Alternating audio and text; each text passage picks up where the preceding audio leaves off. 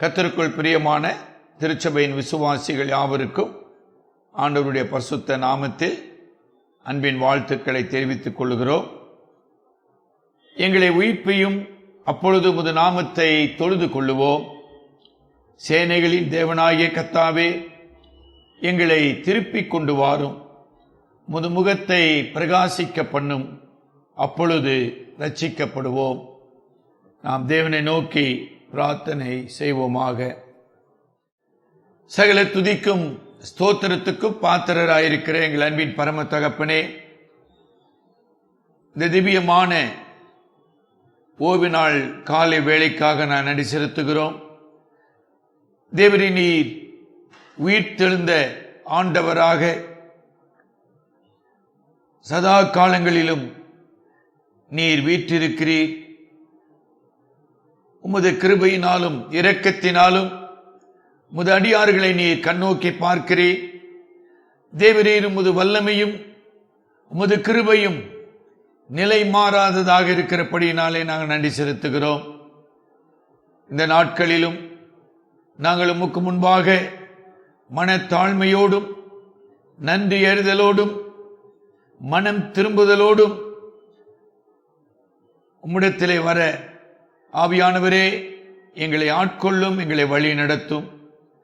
தேவரே, நாங்கள் நிர்மூலமாகாதிருப்பது உம்முடைய சுத்த கிருபை என்று நாங்கள் வாசிக்கிறோமே. உமது கிருபையை உணர்ந்தவர்களாக பயத்தோடும் நடுக்கத்தோடும் உம்முடைய சமூகத்திலே பிரவேசிக்க எங்களுக்கு அருள் செய்யும். இந்த காலை நேரத்திலும் தேவரீர் எங்கெல்லாம் உம்மை தொழுது கொள்கிறார்களோ அந்த குடும்பங்கள் மத்தியிலும் உம்முடைய பிள்ளைகள் மத்தியிலும் உம்முடைய சமூகத்தையும் உம்முடைய ஆசீர்வாதத்தையும் நீர் கட்டளையிடும்.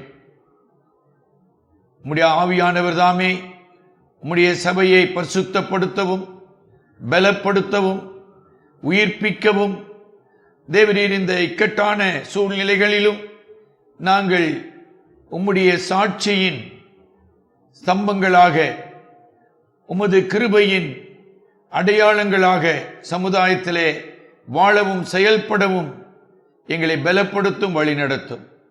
இந்த ஆராதனை வேளையிலும் உம்முடைய சமூகத்தை நாங்கள் உணர்ந்து தேவரீர் உமக்கு மகிமையை செலுத்த, உமது உன்னதமான மாட்சிமையை கண்ணோக்கினவர்களாக உம்முடைய திருவுள்ள சித்தத்திற்கு எங்களை ஒப்புக் கொடுக்க எங்களை நீர் வழி நடத்தும்.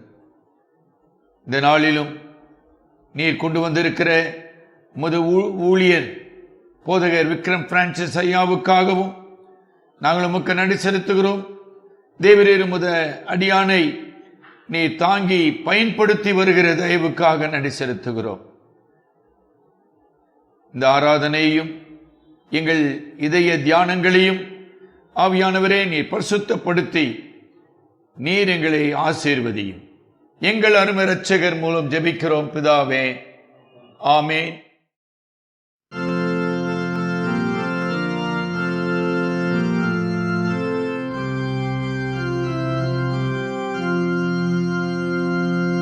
தேனினி மயிலும் இயேசுவின் நாமம் திவ்ய மதுரமாமே. அதை தேடியே நாடி ஓடியே வருவீர் திருசபையானோரே. தேனினி மயிலும் இயேசுவின் நாமம் திவ்ய மதுரமாமே.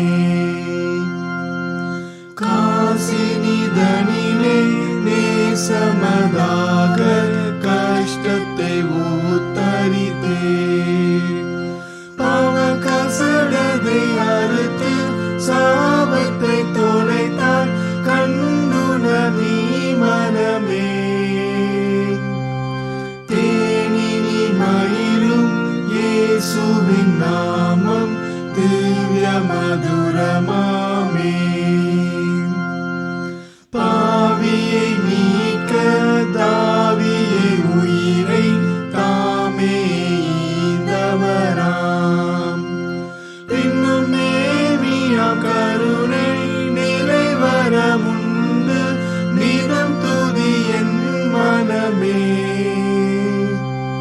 தேனினி மயிலும் இயேசுவின் நாமம் திவ்ய மதுரமாமே காலையில் பனி போல் மாயமாய் உலகம் உபாயமாய் நீங்கிவிடும் என்றும் கர்த்தரின் பாதம் நிச்சயம் நம்ப கருத்தாய் நீ மனமே தேனினி மயிலும் இயேசுவின் நாமம் திவ்ய மதுரமாமே துன்பத்தில் இன்பம் தொல்லையில் நல்ல துணைவரம் நேசரிடம் நீ அன்பராய் சேர்ந்தால் அனைத்துணை காப்பார் ஆசைக்குள் நீ மனமே தேனினி மயிலும் இயேசுவின் நாமம் திவ்ய மதுரமாமே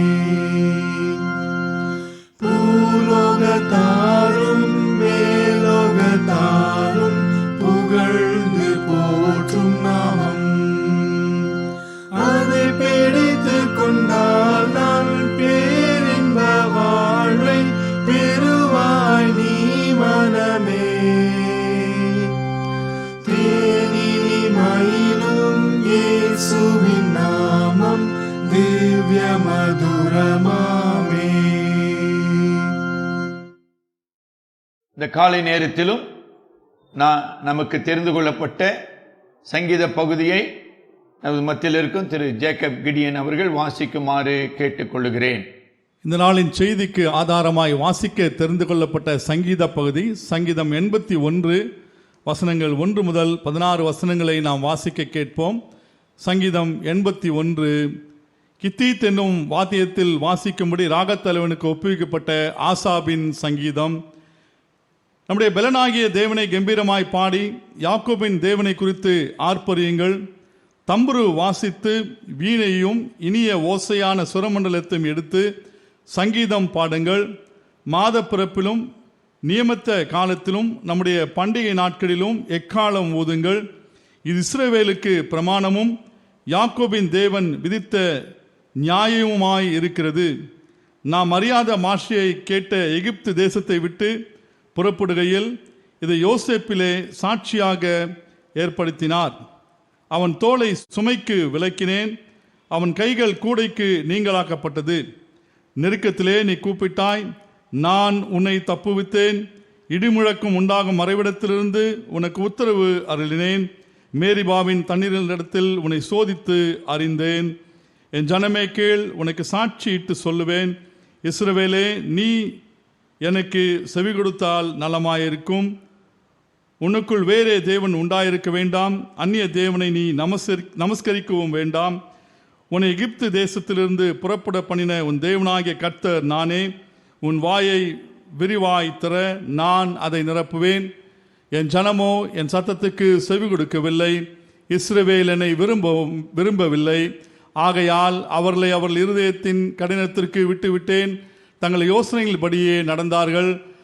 என் ஜனம் எனக்கு செவி கொடுத்து இஸ்ரவேல் என் வழிகளில் நடந்தால் நலமாயிருக்கும்.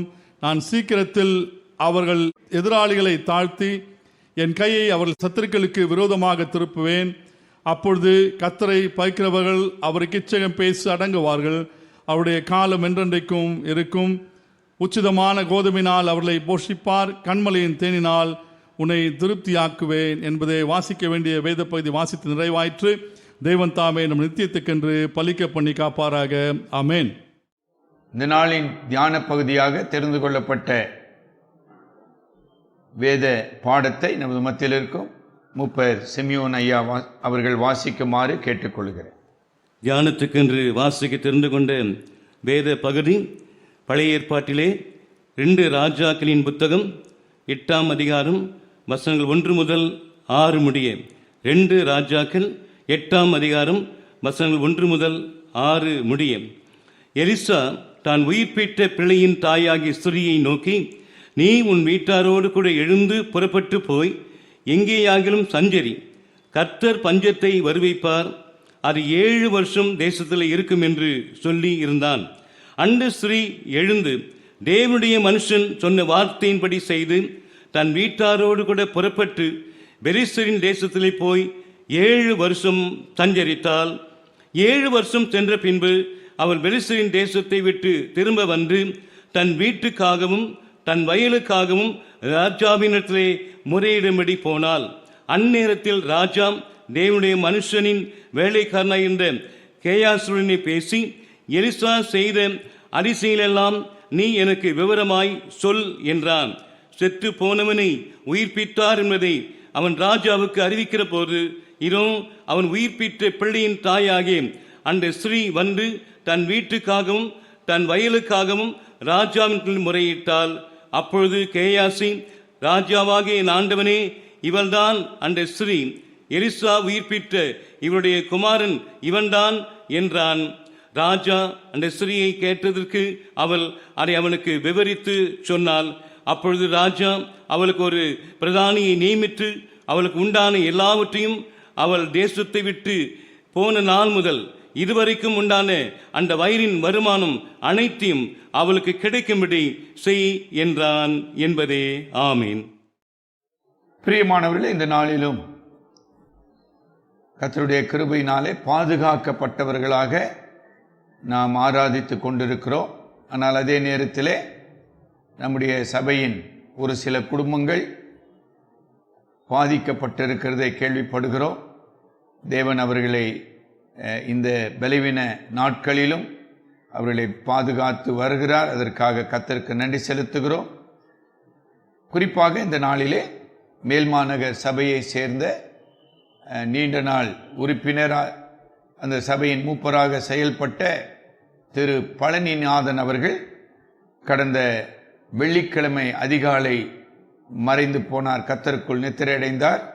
அவருடைய மகன் நெல்சன் மற்றும் சுந்தர் ஆகியோரின் குடும்பத்துக்காக நாம் ஜெபிக்க வேண்டியவர்களாக இருக்கிறோம். அதே நேரத்தில் இந்திய அருட்பணி இயக்கத்தின் மூலமாக பாதிக்கப்பட்டுள்ள மிஷனரிகளுக்காகவும் நாம் ஜெபிப்போம். கர்த்தர் அவருடைய கிருபையையும் சுகத்தையும் நம்முடைய மக்களுக்கு கட்டளையிடுவாராக. இந்த வேளையிலே நம்ம மத்தியில் இருக்கும் திரு மூப்பர் சிமியோன் அவர்கள் நம்மை ஜெபத்தில் வழி நடத்துவார். கர்த்தரை நோக்கி நாம் பிரார்த்தனை செய்வோம். ஆதிமூலமே ஆதிமூலமே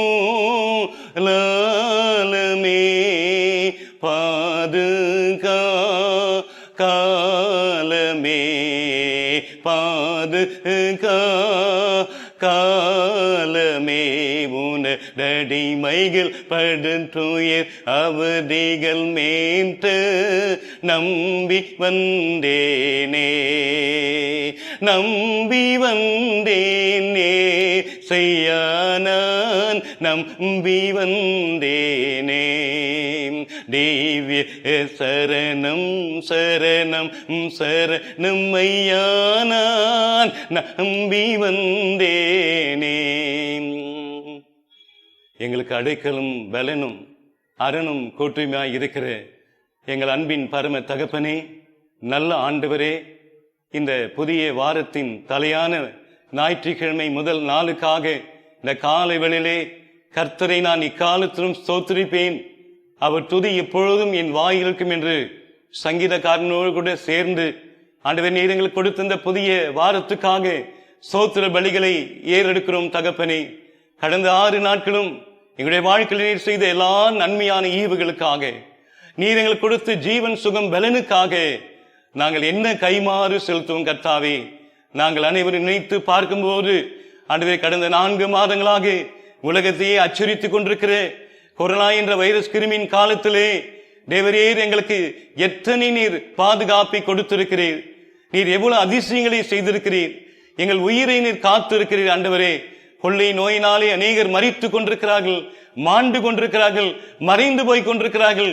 இப்படிப்பட்ட காலகட்டத்திலே நான் உயிரோடு இருக்க மட்டும் கர்த்தரை துதிப்பேன். நான் உள்ளளவும் அவரை தியானம் பண்ணுவேன். நான் அவரை தியானிக்கும் தியானம் இனிதாய் இருக்கும். நான் கர்த்தருக்குள் மகிழ்வேன் என்று சங்கீதக்காரன் பாடினாரே, அந்த வார்த்தையெல்லாம் நாங்கள் நினைக்கிறோம் கர்த்தாவே. மரித்தவர்களும் மௌனத்தில் இருக்கிற அனைவரும் கர்த்தரை துதியார்கள், நாமும் இது முதல் என்றென்றைக்கும் கர்த்தரை ஸ்தோத்திரிப்போம் அல்லேலூயா என்று சொல்கிறாரே.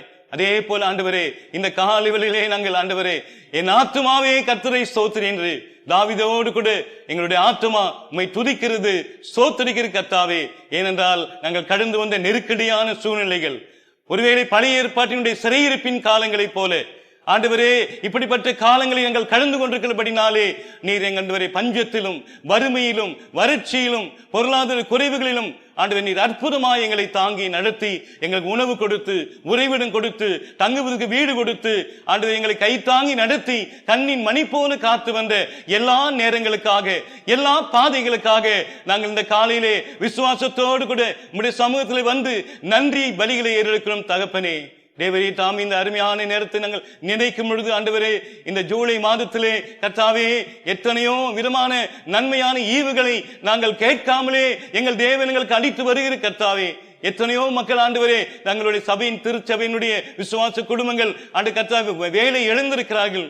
ஆண்டு குடும்பங்களிலே வறுமை தாண்டவம் ஆடுகிறது, குடும்பங்களிலே நோய் பிரச்சனைகள் ஆண்டவரே. லாக் மாநகரிலும் ஒரு சில விசுவாச குடும்பங்கள் பாதிக்கப்பட்டு அவர்கள் சுகம் பெற்று வீடு திரும்பிக் கொண்டிருக்கிறார்கள். அதற்காக நாங்கள் துதிக்கிறோம் கர்த்தாவே. ஆகிய கர்த்தாவே, உம்முடைய ஜனங்களை நீர் கைவிடவும் இல்லை, உம்முடைய ஜனங்களுக்கு நீர் அரணான கோட்டை. யோவேல் 3:14 வாசிக்கிறோம், கர்த்தர் தம் ஜனத்துக்கு அரணான கோட்டையும் தேவ பலனாய் இருக்கிறார் என்று சொல்லி தீர்க்கதரிசி எழுதுகிறார். அவ்விதமாகவே உம்முடைய பிள்ளைகளை நீர் ஒருபோதும் ஆண்டவரே கைவிடாமல் ஒரு நாளும் மறக்காமல் எங்களை உம்முடைய நீதியின் வலது கரத்தினாலே கைத்தாங்கி நடத்தி கொண்டு இந்த படிப்பட்ட நேரங்களிலே ஆண்டவரே எங்களை இரவும் பகலும் கண்விழித்து எங்களை கண்மணி போல காத்து வருகிற உம்முடைய தெய்வீக அன்புக்கு உம்முடைய பராமரிப்புக்கு ஆண்டவரே நாங்கள் என்ன கைமாறு செய்வோம் ஆண்டவரே. ஆயிரமான நாவுகள் இருந்தாலும் கூட உம்மை துதிக்க போறார் கர்த்தாவே. ஆக கர்த்தர் எனக்கு செய்த எல்லா உபகாரங்களுக்காக நான் எண்ணத்தை செலுத்துவேன், ரட்சிப்பின் பாத்திரத்தை எடுத்துக்கொண்டு உம்மை தொழுது கொள்வதே இல்லாமல் என்று சங்கீதக்காரன் பாடினாரே.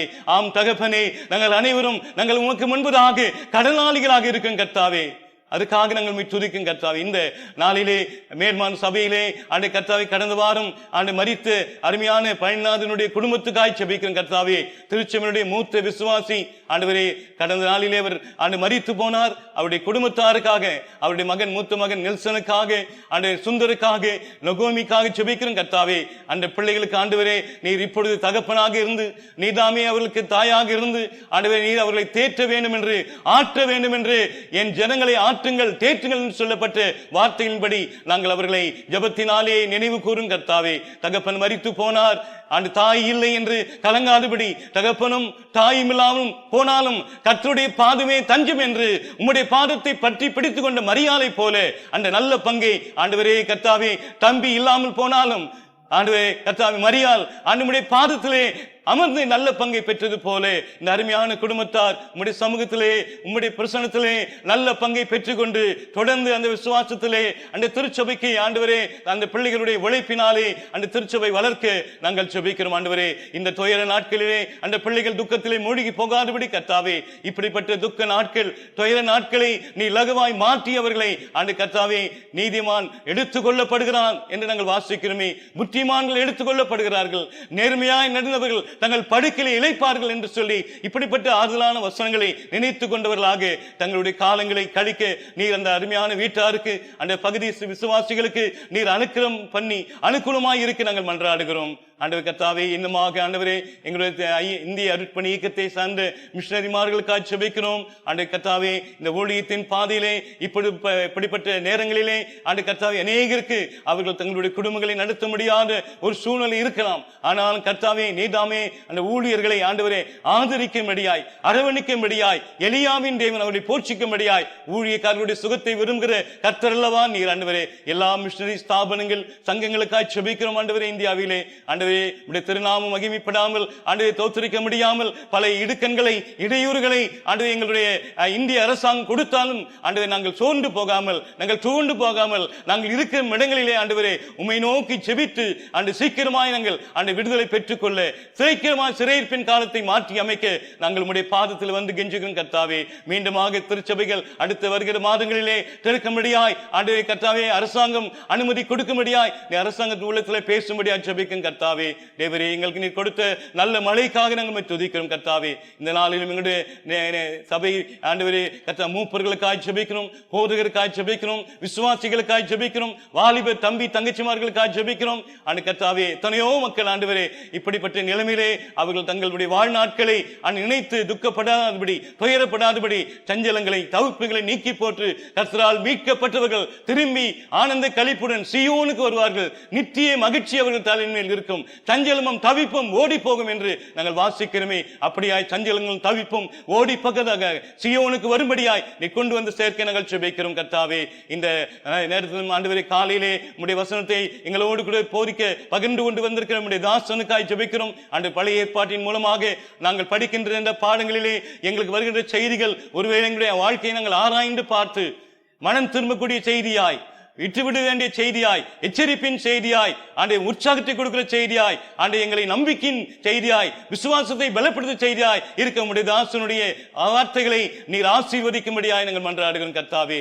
எல்லா துதி கன மகிமை உமக்கு ஒருவருக்கே செலுத்தி எங்கள் ஆண்டவராகிய இயேசு கிறிஸ்துவின் திருநாமத்தில் ஜெபங்கேளும் நல்ல பிதாவே, ஆமீன்.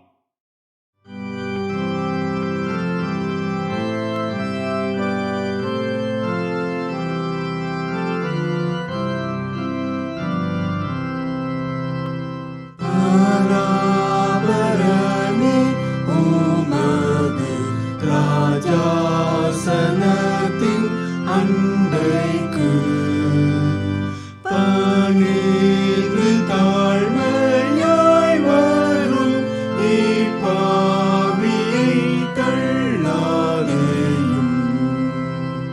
பிதாவே, என்னை தேவரீ உம் சாயலாய் சிருஷ்டித்தீர். நீர்தான் என் ஜீவன், உம்மையில் அல்லாமல் ஆண்டு போவேனே. தெய்வீக மைந்தன் இயேசுவே, வற்றாத அன்பின் ஆழியே, அடியேன் உய்ய தேவரீர் பலியாய் ஜீவனை வேண்டீர். தேவாவியே, என் நெஞ்சை நீர் திருப்பி புதிதாக்கினீர். என்னென்ன நன்மை என்னிலே உண்டோ அதுமால் வந்ததே. நீ சோதனையில் தாங்குவீர், துன்பத்திலும் கைவிடீர். உம்மாந்திரனும் வெற்றியும் மன மகிழ்ச்சியும் வரும். பிரியமானவர்களே, இந்த நாளிலும் கர்த்தருடைய செய்தியை பகிர்ந்து கொள்ள நமது வத்தில் வந்திருக்கும் அருமை போதகர் விக்ரம் பிரான்சிஸ் ஐயாவை அன்போடு வரவேற்கிற கர்த்தர் அவர்களை பயன்படுத்துவாராக. கர்த்தருடைய பரிசுத்தமான நாமத்துக்கு கனமும் ஸ்தோத்திரமும் துதியும் உண்டாவதாக. இந்த ஓய்வு நாளும் நாம் தேவனுடைய ஆலயத்துக்குள்ளே வர முடியாதபடி தடை இருந்தாலும் கர்த்தருடைய கிருபையினாலே இந்த நாளிலே வசனத்தை கேட்கவும் கர்த்தருடைய சமூகத்திலே நாம் இருக்கிற இடங்களிலே காத்திருக்கவும் கர்த்தர் நமக்கு பாராட்டின எல்லா கிருபைகளுக்காய் நான் கர்த்தரை ஸ்தோத்திரிக்கிறேன். நாம் வசனத்தை கேட்பதற்கு முன்பதாக கண்களை மூடி தலைகளை தாழ்த்தி நாம் ஜெபிப்போம். இரக்கமும் கிருபையும் உள்ள நல்ல ஆண்டவரே, நன்றியோடு நாங்கள் உம்மை ஸ்தோத்திரிக்கிறோம். எங்கள் தேவனாகிய கர்த்தருடைய சமூகத்திலே எங்களுக்கு ஆறுதல்களும் தேர்தல்களும் மாத்திரமல்ல, நீர் எங்களை உற்சாகப்படுத்துகிற தேவனமாய் இருக்கிறதுக்காக உமக்கு நன்றி செலுத்துகிறோம். நான் என்னுடைய வசனத்தை அனுப்பி அவர்களை குணமாக்குவேன் என்று சொன்ன தேவன், உம்முடைய வார்த்தைகளினாலே எங்களை நீர் குணமாக்கி வந்திருக்கிற எல்லா நன்மைகளுக்காக நாங்கள் உமக்கு நன்றி செலுத்துகிறோம். இப்பொழுதும் ஆண்டவரே, 2 ராஜாக்களுடைய புஸ்தகத்திலே நடந்த ஒரு சம்பவத்தை திருச்சபையாக நாங்கள் வாசித்திருக்கிறோம். இதிலிருந்து நாங்கள் கற்றுக்கொள்ள வேண்டிய பாடத்தை தேவனாகிய கர்த்தர் தாமே எங்களுக்கு கற்றுக் கொடுக்க வேண்டும் என்று உடைய சமூகத்திலே நாங்கள் காத்திருக்கிறோம். நாங்கள் ஆராதிக்கிற தேவனாகிய கர்த்தர் ஒரு கல் அல்ல, மரம் அல்ல, நீர் பேசுகிற தேவன். கர்த்தராகிய தேவரீர் பேசும், அடியார்களாகிய நாங்கள் அதை கேட்கட்டும். இயேசுவின் மூலமே ஜெபிக்கிறோம் ஜீவனுள்ள நல்ல பிதாவே, ஆமென். கர்த்தருடைய நாமம் மகிமைப்படுவதாகும். நம்முடைய வாழ்க்கையிலே நாம் பல சந்தர்ப்பங்களிலே பல காரியங்களை இழந்திருக்கிறோம். நாம் இழந்த காரியங்களில் சிலவற்றை நாம் மீண்டும் பெற்றுக்கொள்கிற பொழுது நம்முடைய மகிழ்ச்சிக்கு அளவே இல்லை. நம்ம பலர் விபத்திலே சிக்கி காயமடைந்து கால்களிலே கட்டு போட்டு கொண்டு நடக்க முடியாமல் படுத்திருந்த அனுபவங்கள் நம்ம சிலருக்கு இருக்கலாம். வாகனம் ஓட்ட முடியாமல் கஷ்டப்பட்டிருப்போம் அந்த நிலையில. ஆனாலும் ஒரு குறிக்கப்பட்ட காலத்துக்கு பின்பதாக அந்த கட்டுக்கள் அவிழ்க்கப்பட்டு காயங்கள் ஆறி முன்போல நம்முடைய காரியங்களை நாம் செய்கிற பொழுது, பழையபடி நாம் வாகனங்களை எல்லாம் ஓட்டுகிற பொழுது, பழையபடி நடக்கவும் நம்முடைய வேலைகளை நாம் செய்யவும் தொடங்குகிற பொழுது நாம் மகிழ்ச்சி அடைகிறோம். இழந்து போனதை நாம் திரும்ப பெற்றுக்கொள்கிற பொழுது எப்பொழுதுமே நமக்கு மகிழ்ச்சி இருக்கிறது. லூக்கா 15ஆம் அதிகாரத்திலே ஆண்டவராகிய இயேசு இந்த இழந்து போனதை திரும்ப கிடைத்ததை குறித்த 3 சம்பவங்களை அல்லது 3 உவமைகளை ஆண்டவராகிய இயேசு சொன்னார். லூக்கா 15 நாம் அதை படிக்க முடியும். அந்த 3 உவமைகளிலும் அந்த இழந்து போனது திரும்ப கிடைத்த பொழுது அவர்களுக்கு உண்டான மகிழ்ச்சி சொல்லப்படுகிறதை நாம் பார்க்கிறோம். காணாமல் போன ஆடு திரும்ப கிடைத்த பொழுது உண்டான சந்தோஷத்தை லூக்கா 15ஆம் அதிகாரத்துடைய 16ஆம் வசனத்திலே, வீட்டுக்கு வந்து சிநேகிதரையும் அயலகத்தாரையும் கூட வரவழைத்து, காணாமல் போன என் ஆட்டை கண்டுபிடித்தேன், என்னோட கூட சந்தோஷப்படுங்கள் என்பான் அல்லவா என்று எழுதப்பட்டு, காணாமல் போன வெள்ளி காசு திரும்ப கிடைத்த பொழுது உண்டான சந்தோஷத்தை லூக்கா 15:9 கண்டுபிடித்த பின்பு தன் சிநேகிதிகளையும் அயல் வீட்டுக்காரிகளையும் கூட வரவழைத்து, காணாமல் போன வெள்ளிக்காசை கண்டுபிடித்தேன், என்னோடு கூட சந்தோஷப்படுங்கள் என்பாள் அல்லவா. காணாமல் போன மகன் திரும்ப கிடைத்த பொழுது உண்டான சந்தோஷத்தை லூக்கா 15ஆம் அதிகாரம் 23-24 வசனங்களிலே, கொழுத்த கன்றை கொண்டு வந்து அடியுங்கள், நாம் புசித்து சந்தோஷமாய் இருப்போம், என் குமாரனாகிய இவன் மரித்தான். 24ஆம் வசனத்திலே, என் குமாரனாகிய இவன் மனுஷன் திரும்பவும் உயிர்த்தான், காணாமல் போனான், திரும்பவும் காணப்பட்டான் என்றான். அப்படியே அவர்கள் சந்தோஷப்பட தொடங்கினார்கள் என்று 2 இடங்களிலே இந்த சந்தோஷம் குறிக்கப்படுது. நம்முடைய தேவனாகிய கர்த்தர் நாம் இழந்து போனதை நமக்கு திரும்ப தந்து நம்மை சந்தோஷப்படுத்துகிற தேவன் என்பதை வேதத்திலே பல வசனங்களினாலே நாம் அறிகிறோம். நீங்கள் சங்கீதங்களின் புஸ்தகம் 14ஆம் சங்கீதத்துடைய 7ஆம் வசனத்திலே, சீயோனில் இருந்து இஸ்ரவேலுக்கு ரட்சிப்பு வருவதாக, கர்த்தர் தம்முடைய ஜனத்தின் சிறையிருப்பை திருப்பும் பொழுது யாக்கோபுக்கு களிப்பும் இஸ்ரவேலுக்கு மகிழ்ச்சியும் உண்டாகும் என்று எழுதியிருக்கு. களிப்பும் மகிழ்ச்சியும் இஸ்ரவேலுக்கு எப்போது உண்டாகிறது? தேவனாகிய கர்த்தர் சிறையிருப்பை திருப்புகிற பொழுது. எரேமியா தீர்க்கதரிசன புஸ்தகம் 31ஆம் அதிகாரத்துடைய 4ஆம் வசனத்திலே, இஸ்ரவேல் என்னும் கன்னிகையே, மறுபடியும் உன்னை கட்டுவிப்பேன், நீ கட்டப்படுவாய், மறுபடியும் நீ மேள வாத்தியத்தோடும் ஆடல் பாடல் செய்கிறவர்களின் களிப்புள்ள கூட்டத்தோடும் புறப்படுவாய் என்று எழுதப்பட்டு அங்கேயும் அந்த களிப்பை குறித்து நாம் பார்க்க. யோவேல் தீர்க்கதரிசன புஸ்தகம் 2ஆம் அதிகாரத்திலே 25-26 வசனங்களிலே, நான் உங்களிடத்தில் அனுப்பின என் பெரிய சேனையாகிய வெட்டுக்கிளிகளும் பச்சை கிளிகளும் முசுக்கட்டை பூச்சிகளும் பச்சை புழுக்களும் பட்சித்த வருஷங்களின் விளைவை உங்களுக்கு திரும்ப அளிப்பேன், நீங்கள் சம்பூர்ணமாய் சாப்பிட்டு திருப்தி அடைந்து உங்களை அதிசயமாய் நடத்தி வந்த தேவனாகிய கர்த்தருடைய நாமத்தை துதிப்பீர்கள், என் ஜனங் ஒருபோதும் வெட்கப்பட்டு போவதில்லை என்று எழுதுகிறார். அங்கே துதியினாலே தேவன் செய்த நன்மைக்காக மகிழ்ச்சியை தேவனுடைய ஜனங்கள் வெளிப்படுத்துகிறதை நாம் பார்ப்போம். இன்றைக்கு நாம் வாசித்த வேத பகுதியை நீங்கள் எடுப்பீர்களானால், அந்த பகுதியிலே சூனேம் என்கிற ஊரை சேர்ந்த ஒரு பெண் பஞ்சத்திலே எல்லாவற்றையும் அவள் இழந்ததையும், ஆரம்ப பகுதியிலே அதை படிக்கிற நாம் அதனுடைய இறுதி பகுதிக்கு வருகிற பொழுது அவள் இழந்து போன எல்லாவற்றையும் திரும்ப பெற்றுக்கொண்டதை நாம் பார்க்கிறோம். அவள் இழந்து போன நிலையிலேயே இராதபடிக்கு அவள் இழந்து போனதை தேவன் அவளுக்கு திரும்ப கிடைக்க செய்தார். ஆரம்பத்திலே சொல்லப்பட்ட நிலை பஞ்சத்தின் நிலையாகவும், அந்த 6வது வசனம் அந்த வேத பகுதி முடிகிற பொழுது அவளுக்கு திரும்ப எல்லாமே கிடைத்து அவள் செழிப்பினுடைய காரியத்தை அனுபவிக்கிறதையும் நாம் இந்த வேத பகுதியிலே படிக்கிறோம். அதனாலதான் இன்றைக்கு என்னுடைய செய்தியினுடைய தலைப்பு God's restoration from famine to flourishing. பஞ்சத்தில் இருந்து செழிப்புக்கு கொண்டு வருகிற தேவன், பஞ்சத்தில் இருந்து செழிப்புக்கு கொண்டு வரும் தேவன். முதலாவது நாம் இந்த இடத்துல கவனிக்கிற பொழுது வசனம் 1 பாருங்கள். 1ஆம் வசனத்திலே எலிசா தான் உயிர்ப்பித்த பிள்ளையின் தாயாகிய அந்த ஸ்திரியை நோக்கி என்று பார்க்க, முதலாவது நாம் கவனிக்கிறது அந்த 1வது வசனத்திலே ஒரு தேவனுடைய மனுஷன், the first thing, the man of God. Elisha தான் உயிர்ப்பித்த பிள்ளையாகிய தாயாகிய அந்த பெண்ணை அவன் நோக்குகிறான். இந்த பகுதி எலிசா என்ற மனிதனோடு ஆரம்பிக்கிறது.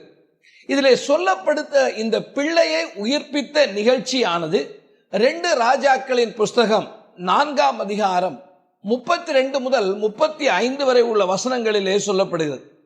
32வது வசனத்திலே எலிசா வீட்டுக்குள் வந்த பொழுது அந்த பிள்ளை அந்த கட்டிலின் மேல் செத்து கிடந்தான் என்று பார்க்க, 35ஆம் வசனத்தினுடைய முடிவிலே அந்த பிள்ளை 7 தரம் தும்மி தன் கண்களை திறந்தான் என்று பார்க்க, ஆரம்பத்திலே அந்த பிள்ளை மரித்திருக்கிறார், திரும்ப அந்த பிள்ளை உயிர்ப்பிக்கப்படுகிறதை நாம் பார்க்க. இந்த 1வது வசனத்திலேயே தேவனாகிய கர்த்தர் இழந்ததை திரும்ப தருகிற தேவன் என்பது சொல்லப்படுகிறதை நீங்கள் கவனிக்க முடியும்.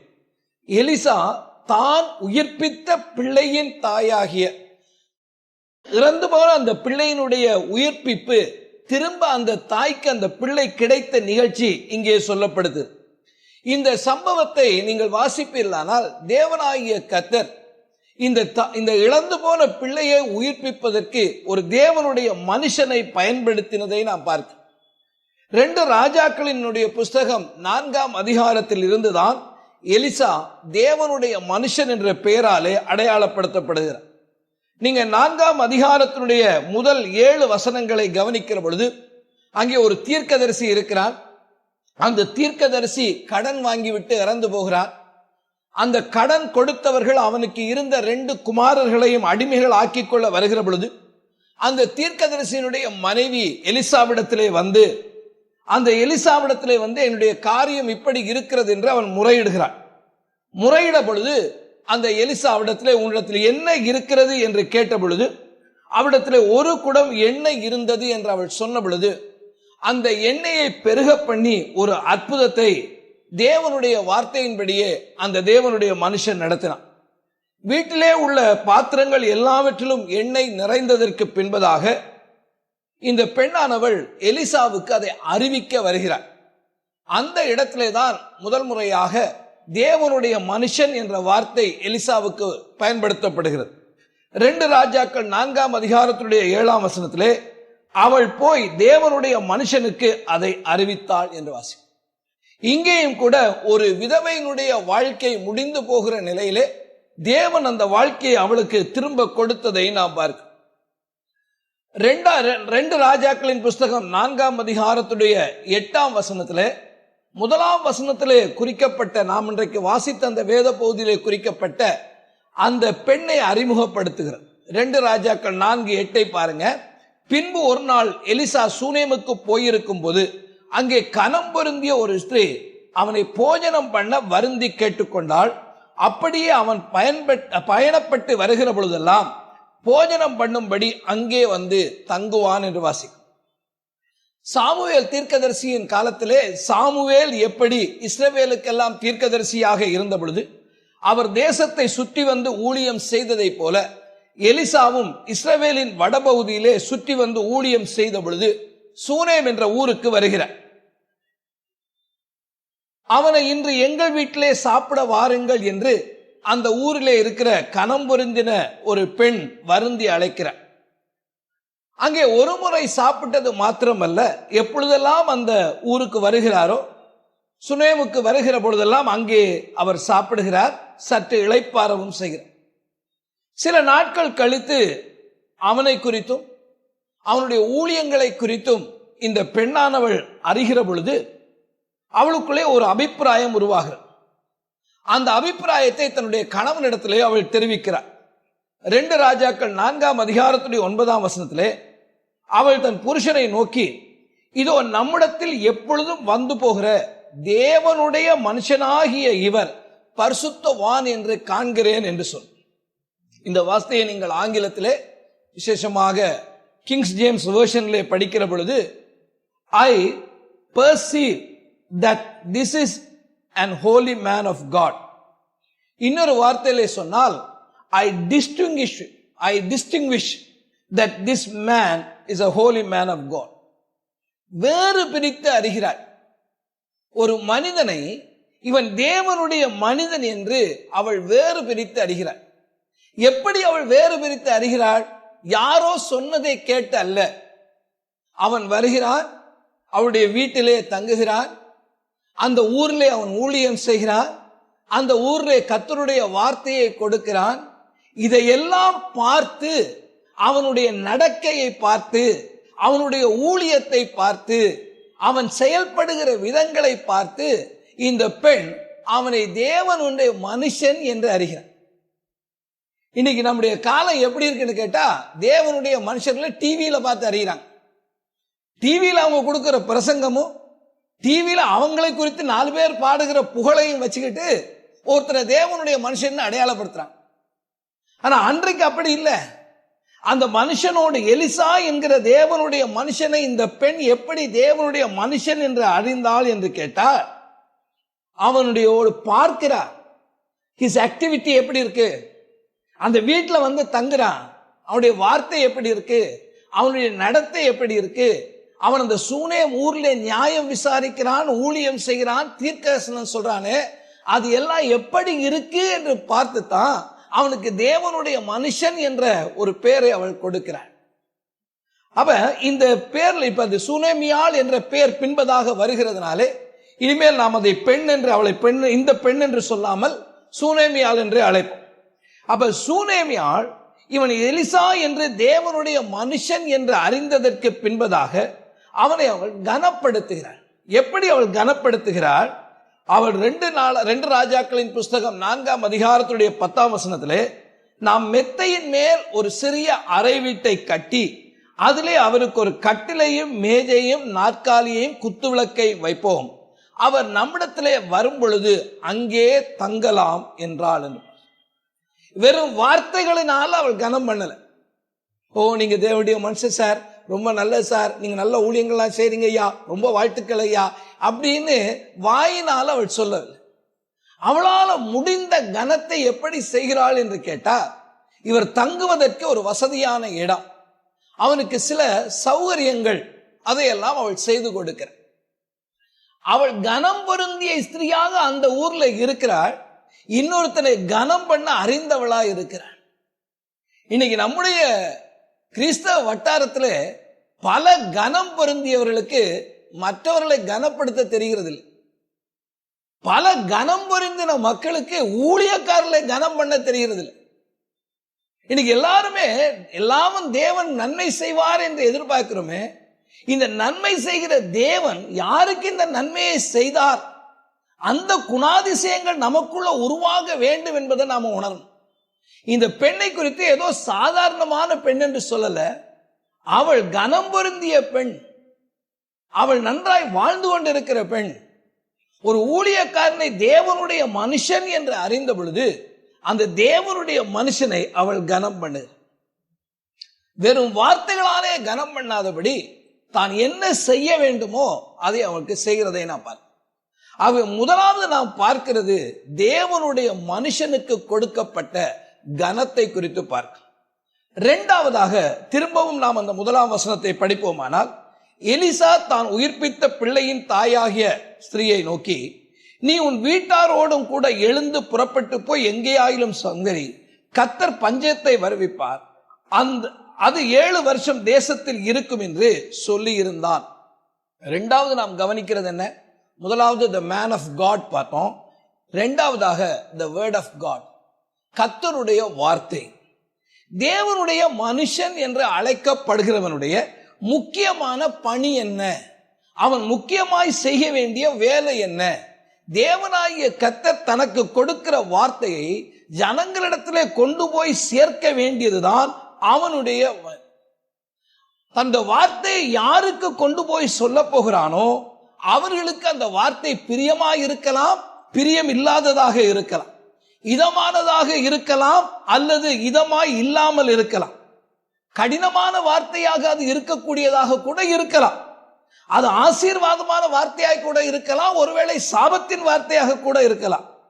அவர்களை உற்சாகப்படுத்துற வார்த்தையாக இருக்கலாம், அல்லது அவர்களை எச்சரிக்கிற வார்த்தையாக கூட இருக்கலாம். ஆனா ஒரு தேவனுடைய மனுஷனுடைய உண்மையான வேலை என்ன? தேவன் எந்த வார்த்தையை அவனுக்கு கொடுக்கிறாரோ அந்த வார்த்தையை எந்த கலப்பும் இல்லாமல் அதை அப்படியே அவனிடத்திலே கொடுக்க வேண்டும்.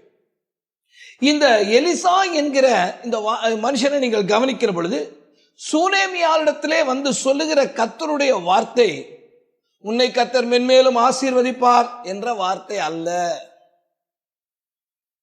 இந்த வார்த்தை அவன் சொல்ல வேண்டியது எப்ப? அவன் சொல்ல போற காரியம் எப்படிப்பட்ட வார்த்தை? இவன் நல்லா வாழ்ந்துட்டு இருக்கிறா, அவளுக்கு எல்லா வசதியோட வாழ்ந்துட்டு இருக்கிறா. இந்த வசதியோட வாழ்ந்துட்டு இருக்கிற இந்த பெண்ணிடத்திலே வந்து நீ குடியிருக்கும் வீட்டை விட்டு, நீ உடைய ஜனத்தை விட்டு, உடைய நிலங்களை விட்டு 7 வருஷம் வெளியே போயிரு. நீங்க 7 வருஷம் இருக்காத, இன்னொரு நாட்டில் போய் நீ செழித்து வாழ போறான்னு சொல்லல. எங்கேயாலும் போய் சஞ்சரி, எப்படியோ பிழைச்சுக்கோ என்ற வார்த்தைகளை அவன் சொல்லுகிறான். இந்த வார்த்தைகள் கடுமையான வார்த்தைகள். இந்த வார்த்தைகளை இந்த எலிசா யாரிடத்தில் சொல்லுகிறான் தெரியுமா? தன்னை கனப்படுத்தும்படி தனக்கு சகல வசதிகளும் செய்து கொடுத்து தன்னை சகல சலக்கரணையோடும் அவனை விசாரித்த பெண்ணிடத்திலே தான் இந்த வார்த்தைகளை சொல்லுகிறார். நீங்க என்ன நினைக்கிறீங்க?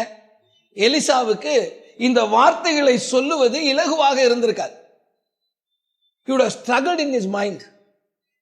இந்த பெண் எவ்வளவுதான் எனக்கு செஞ்சிருக்கிறார், ஊருக்கு வரும்பொழுதெல்லாம் கவனிச்சது மாத்திரம் இல்லை, எனக்கு என் வேலைக்காரன் தங்குறதுக்கு இடம் கொடுத்து என்னை எல்லா சலக்கரணையோடு விசாரித்தவளை பார்த்து நீ ஒண்ணு வேணாம், இந்த ஊரை விட்டு கிளம்பி போயிருமா, 7 வருஷம் இந்த ஊர் பக்கமே நீ தலை காட்டாத. இது இலகுவான வார்த்தை அல்ல.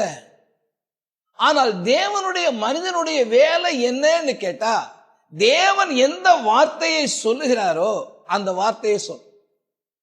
இவனுக்கு முன்பாக இருந்த தீர்க்கதரிசி ஆகிய எலியாவை பார்த்தால், இந்த எலியா ஆகாப் ராஜா, நமக்கு தெரியும், நாபோத்தினுடைய திராட்சை தோட்டத்தை அவனுடைய மனைவியாகிய எசபேல் செய்த வஞ்சகத்தினாலே அபகரித்துக் கொண்டு அதை அபகரிக்கிற போகிற பொழுது ஆண்டவராகிய தேவன் எலியாவிடத்தில் சொல்கிறார், நீ போய் இந்த வார்த்தைகளை அவனுக்கு சொல் என்று சொல்லுகிறார். 1 ராஜாக்களுடைய புஸ்தகம் 21வது அதிகாரத்துடைய 19ஆம் வசனத்திலே நீ அவனை பார்த்து நீ கொலை செய்ததும் எடுத்துக்கொண்டதும் இல்லையோ என்று கர்த்தர் சொல்லுகிறார். நாய்கள் நாபோத்தின் இரத்தத்தை நக்கின ஸ்தலத்திலே உன்னுடைய இரத்தத்தையும் நாய்கள் நக்கும் என்று கர்த்தர் சொல்லுகிறார் என்று சொல். எலியாவுக்கு இந்த வார்த்தைகளை சொல்லுவது கடினமாக இல்லை. காரணம், இந்த ஆகாப் ராஜா எப்படிப்பட்டவனாய் இருந்தான் என்று கேட்டால், 1 ராஜாக்களுடைய புஸ்தகம் 21ஆம் அதிகாரத்துடைய 20ஆம் வசனத்துடைய 2ஆம் பகுதியிலே கர்த்தரின் பார்வைக்கு பொல்லாப்பானதை செய்ய நீ உன்னை விற்று போட்டாய். இந்த ஆகாப் ராஜா தேவனுடைய வார்த்தையின்படி செய்யாமல் அவன் பாகால்களுக்கு கீழ்ப்படிந்து பாகால் வழிபாட்டை தேசத்துக்குள்ள கொண்டு வந்த ஒரு ராஜா. அந்த ராஜாவை பார்த்து உனக்கு மரணம் உண்டாகும், உன்னுடைய மனைவிக்கு மரணம் உண்டாகும் சொல்றது ஒன்னும் பிரச்சனை இல்லை, சொல்லிட்டான். ஆனா இங்க எலிசாவுடைய நிலைமையை கவனிங்க. எலிசா தனக்கு நன்மை செய்த பெண்ணிடத்திலே இந்த வார்த்தைகளை அவன் பேச வேண்டும். உண்மையான தேவனுடைய மனுஷனுடைய அடையாளம் என்ன தெரியுமா? யாருக்கு வார்த்தையை கொண்டு போறேன்னு அவன் பார்க்கிறதே இல்லை. தேவன் எந்த வார்த்தையை சொல்லுகிறாரோ அதை அப்படியே செய்கிறவன் தான் உண்மையான தேவனுடைய மனுஷன். அந்த வார்த்தை தான் மிக மிக முக்கியம். 2 சாமுவேல் 7ஆம் அதிகாரத்திலே தீர்க்கதரிசியாகிய நாத்தானும் ராஜாவாகிய தாவீதும் ஒரு மாலை வேளையில உட்கார்ந்து உரையாடிட்டு இருக்கான், கேஷுவலா பேசிட்டு இருக்கான். இப்ப தாவீது தன்னுடைய மனதில் இருந்த ஆதங்கத்தை இந்த தீர்க்கதரிசியாகிய நாத்தான் இடத்துல சொல்றார். என்ன சொன்னார்? நான் கேது மரங்களினால கட்டப்பட்ட வீட்டுல வாசமா இருக்கிறேன். தேவனுடைய பெட்டியை பாருங்கய்யா, அது திரைகளின் நடுவிலே வாசமா இருக்கிறது அப்படின்னு சொல்றேன்.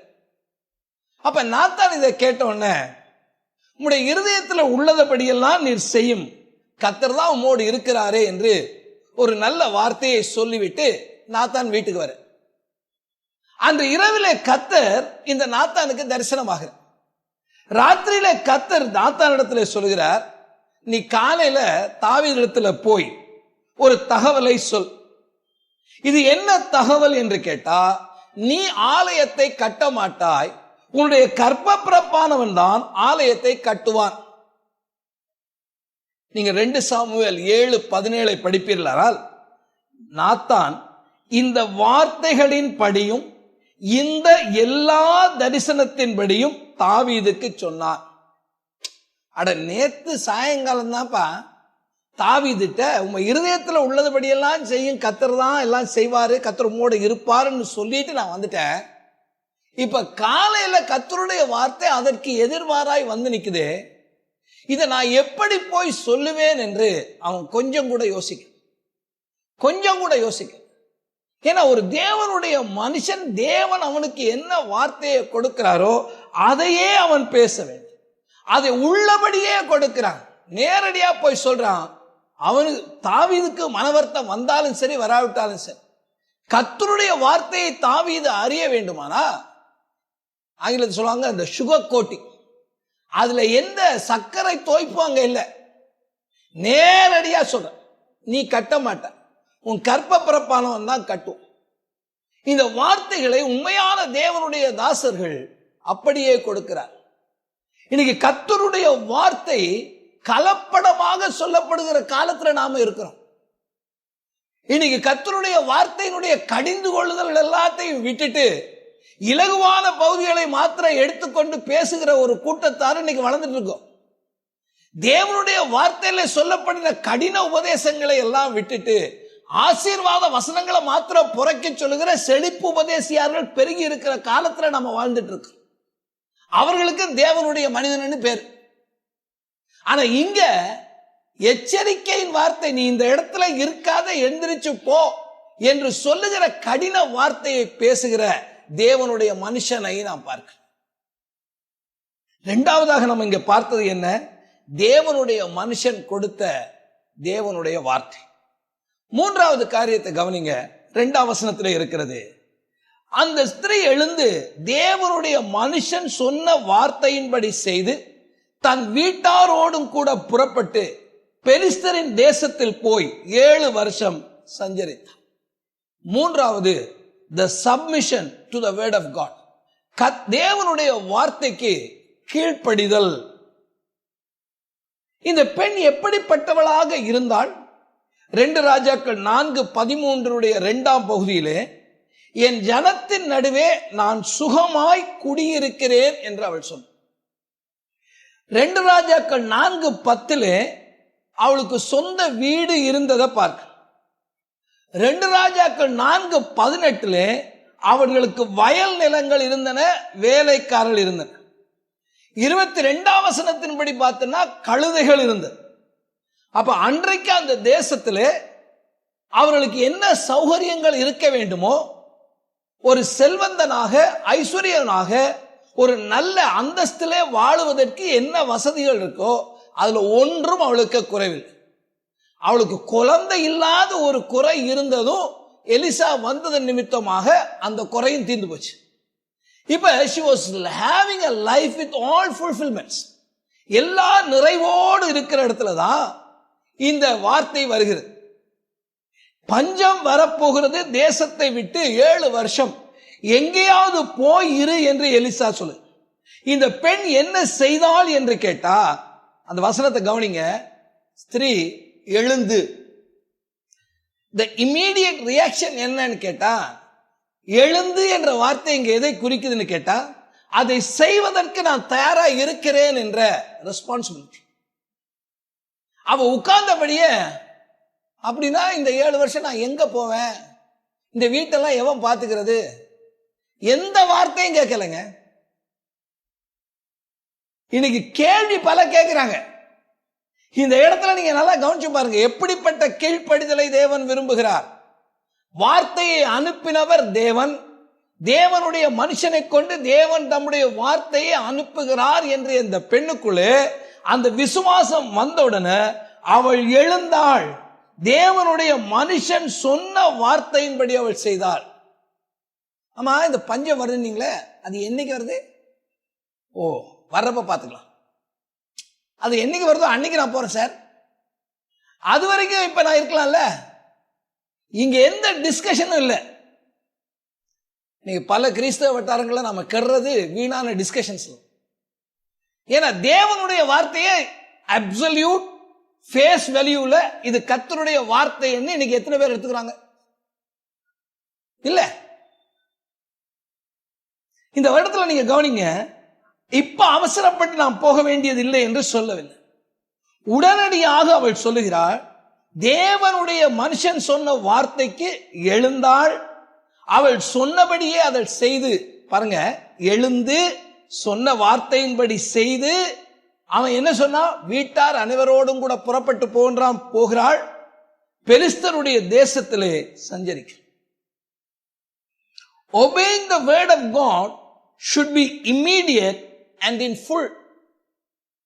பார்ஷியல் இல்ல, கொஞ்சம் பகுதி இல்ல. எனக்கு சௌரியமான பகுதிக்கு மட்டும் நான் கீழ்ப்படிவேங்க, மற்றது எனக்கு சம்பந்தம் இல்லை என்று ஒதுக்கிட முடியாது. 1 சாமுவேலின் புஸ்தகம் 15ஆம் அதிகாரத்துடைய 22ஆம் வசனத்திலே சாமுவேல் சவுலை பார்த்து இந்த வார்த்தைகளை அவன் சொல்லுகிறான். அதற்கு சாமுவேல், கர்த்தருடைய சத்தத்துக்கு கீழ்ப்படுகிறதை பார்க்கிலும் சர்வாங்க தகன பலிகளும் கர்த்தருக்கு பிரியமாய் இருக்குமோ, பலியை பார்க்கிலும் கீழ்ப்படுதலும் ஆட்டுக்கடாக்களின் நிலத்தை பார்க்கிலும் செவி கொடுத்தலே உத்தமம் என்று பார்க்க. இஸ்ரவேல் ஜனங்களுடைய ஆசீர்வாதம் எதிலே வைக்கப்பட்டிருந்தது என்று கேட்டால், கர்த்தருடைய வசனத்துக்கு கீழ்ப்படுகிறது தான் வைக்கப்பட்டிருந்தது. உபாகமம் 11:27 இன்று நான் உனக்கு கற்பிக்கிற உங்கள் தேவனாகிய கர்த்தரின் கற்பனைகளுக்கு கீழ்ப்படிந்தீர்கள் ஆனால் ஆசீர்வாதம். அந்த கற்பனையை குறித்து கேள்வி கேட்கிறதுனால உள்ள ஆசீர்வாதம். அந்த கற்பனையை நீங்க கீழ்ப்படியாம தள்ளி வைக்கிறதுனால இல்ல ஆசீர்வாதம். கீழ்ப்படிந்தால் ஆசீர்வாதம். இஸ்ரவேலுடைய முற்பிதாவான ஆபிரகாம் ஆசீர்வதிக்கப்பட்டதற்கான காரணம் என்ன? ஆதியாகமம் 22:18 பாருங்க. நீ என் சொல்லுக்கு கீழ்ப்படிந்தபடியினால் உன் சந்ததிக்குள் பூமியில் உள்ள சகல ஜாதிகளும் ஆசீர்வதிக்கப்படும் என்று என் பேரில் ஆணையிட்டேன் என்று கர்த்தர் சொல்லுகிறார். இன்னைக்கு நம்ம கொரோனா காலத்தில் இருக்கிறோம். யூடியூப் வாயிலாக நாம் செய்திகளை கொடுத்து கொண்டு வருகிறோம். எதுக்காக கொடுத்துட்டு வரோம்? ஏன் கொடுக்கிறோம்? நீங்க வீட்டில் சௌரியமா இருந்து கேட்கிறதுக்காக மாத்திரம் இல்லைங்க, கேட்டு இந்த வார்த்தைகளுக்கு கீழ்ப்படிந்து நடந்து நீங்கள் ஆசீர்வாதத்தை பெற வேண்டும் என்பதற்காகத்தான் இவ்வளவு முயற்சி எடுக்கிறோம். இவ்வளவு முயற்சி எடுக்கிறதுக்கு, இந்த சபை இவ்வளவு முயற்சி எடுக்கிறதுக்கு காரணம் என்ன? இந்த ஜனங்கள் இந்த காலத்துல ஆசீர்வாதத்தை இழந்து போக கூடாது, தேவனுடைய வார்த்தை அவர்களுக்கு போய் சேரணும் என்று தேவனுடைய வார்த்தையை கொடுக்கும். You may be living in your, sitting in your comforts, in your living rooms. But listen to the word of God. அது உங்களை கீழ்ப்படியும்படி அழைக்குது. அந்த கீழ்ப்படிதல் ரொம்ப முக்கியம். உங்கள் முகங்களை நாங்கள் நேராக பார்க்காம இருக்கலாம். பார்க்காம இப்படி கொடுக்கிறது எங்களுக்கு உண்மையாவே பிரியம் இல்லை. ஏன்னா இந்த வார்த்தைக்கு என்ன ரியாக்ஷன் நீங்க செய்யறீங்கிறத நீங்க முன்னாடி இருந்தா எங்களுக்கு தெரிஞ்சுக்கும். ஆனா இப்ப அதுக்கு கூட வாய்ப்பு இல்லை. கனத்த இருதயத்தோடும் மிகுந்த பிரயாசத்தோடும் நாங்க செய்யறோம். ஆனா இன்னைக்கு என்ன நடக்குது? இந்த யூடியூப்ல பாத்தீங்கன்னா கீழே இப்படி ஒரு சிம்பலும் இப்படி ஒரு சிம்பலும் இருக்கு. Thumbs up, thumbs down. இன்னைக்கு கிறிஸ்தவ வட்டாரத்துல மெசேஜ கேட்டாங்க, தம்ஸ் அப் போடுறதா தம்ஸ் டவுன் போடுறதா முக்கியமா போச்சு. வசனத்துக்கு கீழ்ப்படுகிறது இல்லைங்க. இதுக்கு கொடுக்கலாமா, லைக் கொடுக்கலாமா, டிஸ்லைக் கொடுக்கலாம். அதுக்காக இங்க உட்கார்ந்து நாங்க செய்தி கொடுத்துட்டு இருக்கோம். அதுக்காக கர்த்தருடைய சபையில இருந்து நீங்க செய்தி ஒளிபரப்புறது நீங்க கேக்குறீங்க? இல்ல, இது தேவனுடைய வசனம். நீங்க கீழ்ப்படிந்தால் ஆசீர்வாதம். இன்றைக்கு வாசித்த அந்த சங்கீத பகுதியை கூட பாருங்க. 81ஆம் சங்கீதத்துல 81ஆம் சங்கீதத்திலே 11ஆம் வசனத்துல ஆண்டவருடைய ஆதங்கத்தை சொல்லப்படுது. என் ஜனமோ என் சத்தத்துக்கு செவி கொடுக்கவில்லை, இஸ்ரவேல் என்னை விரும்பவில்லை. முடிவு என்ன தெரியுமா? 12ஆம் வசனம் சொல்லுது, ஆகையால் அவர்களை அவர்கள் இருதயத்தின் கடினத்துக்கு விட்டுவிட்டேன், தங்கள் யோசனையின்படியே நடந்தார். தேவனுடைய ஆலோசனைக்கு இடம் இல்லாம போச்சு. இங்க தேவனுடைய மனிதன் வந்து சொன்ன காரியம் கடினமாக இருந்த பொழுது கூட இந்த பெண் உடனடியாக எழுந்து, இந்த சூனேமியால் உடனடியாக எழுந்து அதுக்கு கீழ்ப்படிந்ததை நாம் பார்க்கிறோம். அவை மூன்றாவது நாம் பார்க்கிறது என்ன? தேவனுடைய மனுஷன் கொடுத்த தேவனுடைய வார்த்தைக்கு கீழ்ப்படுகிறதை பார்க்க. நாலாவது காரியத்தை நாம கவனிப்போம். 4வது 3ஆம் வசனத்திலிருந்து 5ஆம் வசனத்துடைய முதல் பகுதி வரைக்கும் இருக்கிறது. 7 வருஷம் சென்ற பின்பு அவள் பெலிஸ்தரின் தேசத்தை விட்டு திரும்ப வந்து தன் வீட்டுக்காகவும் தன் வயலுக்காகவும் ராஜாவிடத்திலே முறையிடும்படி போனாள். அந்நேரத்தில் ராஜா தேவனுடைய மனுஷனின் வேலைக்காரனாயிருந்த கேயாசியுடனே பேசி, எலிசா செய்த அதிசயங்களை எல்லாம் நீ எனக்கு விவரமாக சொல் என்றான். செத்துப்போனவனை உயிர்ப்பித்தார் என்பதை அவன் ராஜாவுக்கு அறிவிக்கிற போது, இதோ அவன் உயிர்ப்பித்த பிள்ளையின் தாயாகிய அந்த ஸ்திரீ வந்து தன் வீட்டுக்காகவும் தன் வயலுக்காகவும் ராஜாவினிடத்திலே முறையிட்டார். 4வதுல நம்ம பார்க்கிறது என்ன? the timing of God, தேவனுடைய குறித்த நேரம்.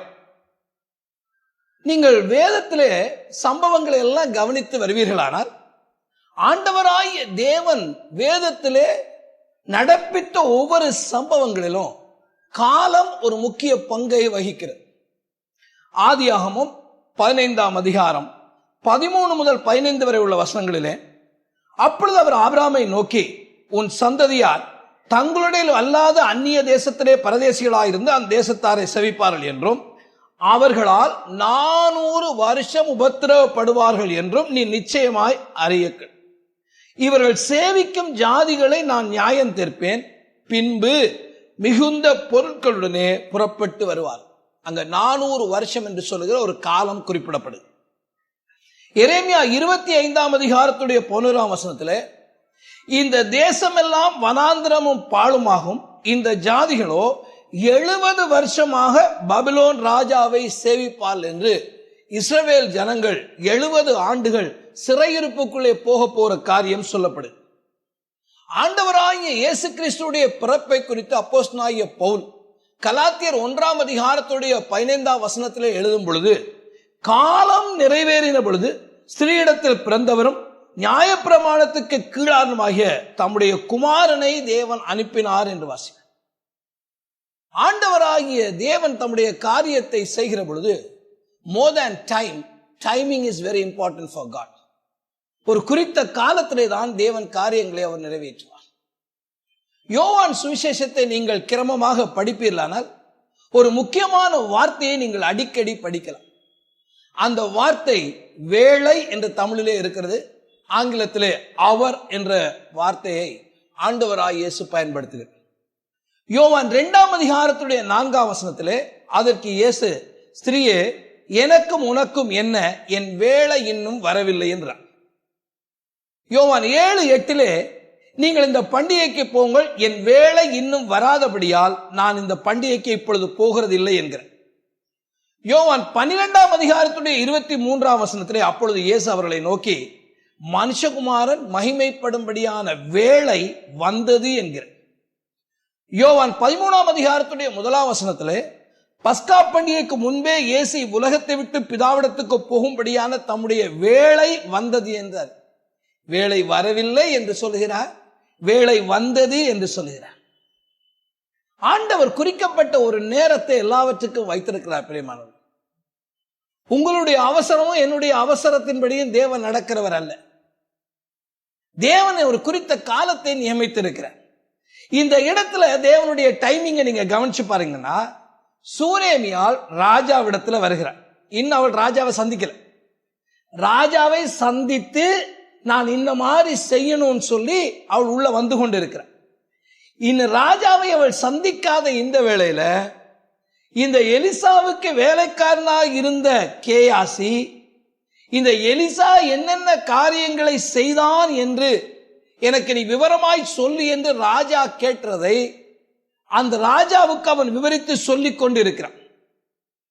இந்த எலிசா பல அதிசயமான காரியங்களை அவன் செய்திருந்தாலும் அவை எல்லாவற்றையும் அவன் விவரமாய் சொல்லிக் கொண்டு வந்து சூனேம் ஊரிலே ஒரு பெண்ணுக்கு நடந்த அந்த சம்பவத்தை சொல்லிக் கொண்டிருக்கிற வேளையிலே தான் அந்த உயிர்ப்பிக்கப்பட்ட மகனோடு இந்த சூனேமியால் உள்ளே வருகிறார்.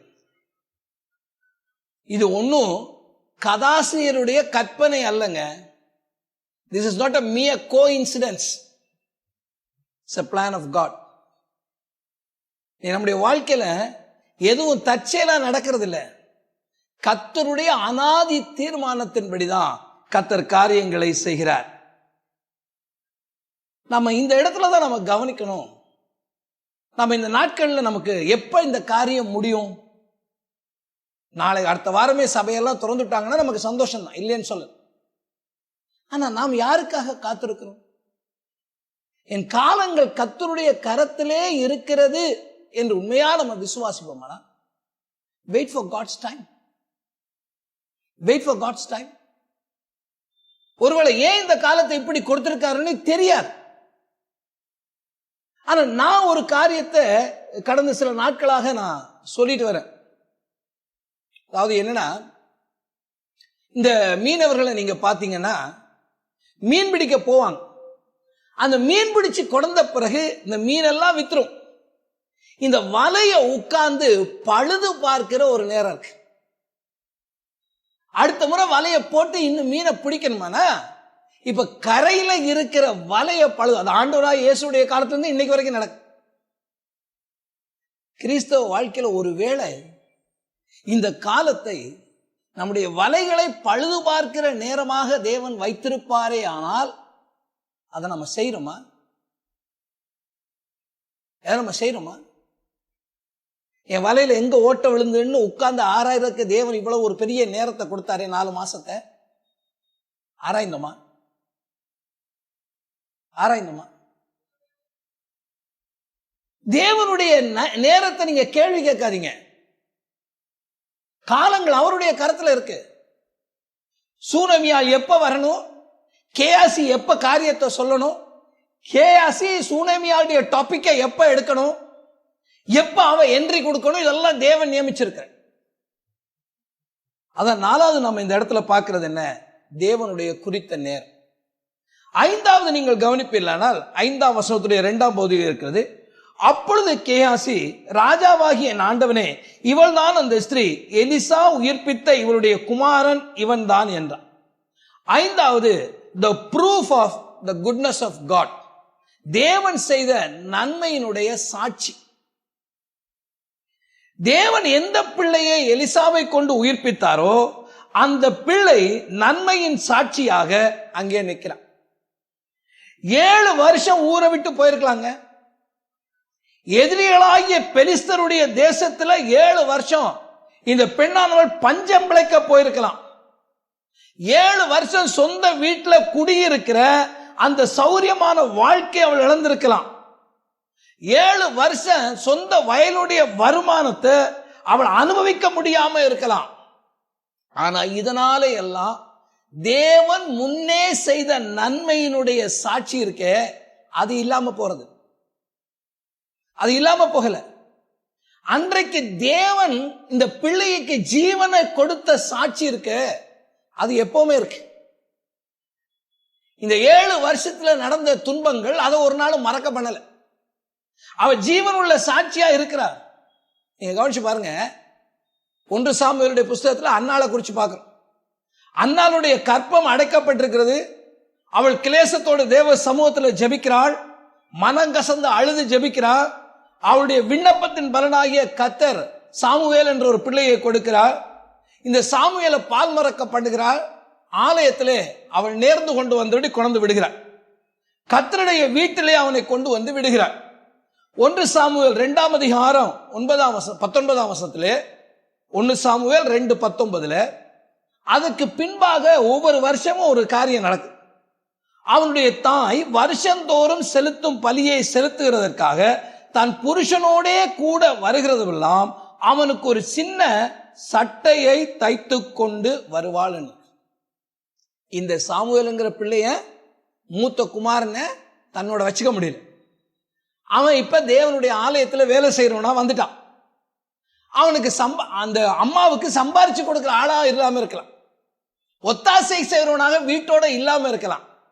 ஆனா மலடி என்ற அவளுக்கு தேவன் குழந்தையை கொடுத்தார் என்கிறதுடைய அடையாளமாகிய சாமுவேல் மாறப்போறது இல்லை. அவன் இங்கே இருக்கு. பல வேதனைகள் கடந்து வரலாங்க நம்முடைய வாழ்க்கையில. ஆனா தேவன் செய்த சாட்சி, தேவன் செய்த நன்மையினுடைய சாட்சி அது ஒருபோதும் அற்று போகிறது. இந்த சூழ்நிலையை கவனிங்க. இன்னைக்கு நம்ம ஆலயத்துக்கு வர முடியல, வசனத்தை கெடுக்க முடியும், கேட்டு நேரடியா கேட்க முடியல. அதே போல நெருக்கப்பட்ட நிலையில இருக்கிறோம். எல்லாம் உண்மைதான், இல்லைன்னு சொல்லல. ஆனா எத்தனை நாட்கள் இந்த நிலையில இருக்கிறோம்? இன்னைக்கு தேதி எடுத்துட்டா 4 மாசம் வைப்போம். ஆனா ஒண்ணு நினைச்சு பாருங்க, விடுதலையோடு இத்தனை ஆண்டுகள் நம்ம ஆரம்பிச்சோமே, விடுதலையோடு தேவனை ஆராதிக்க தேவன் நீண்ட ஆண்டுகளை கொடுத்தாரே, ஒரு தடையும் இல்லாதபடி தேவனுடைய வசனம் இந்த ஆலயத்தில் இந்த பிரசங்க பீடங்களில் இருந்து பிரசங்கிக்கப்பட்டது. அந்த நன்மைகளை மறந்துட்டோமா? அந்த பிரசங்கங்கள் என்னாச்சு? அந்த பிரசங்கனால வந்த ஆசீர்வாதங்கள் என்னாச்சு? அந்த நன்மைக்கு நாம இன்னைக்கு சாட்சியா இருக்கிறோமா? யோசிச்சுப்பா. இந்த சாட்சியக்கா இருக்குன்னு அவசியம்.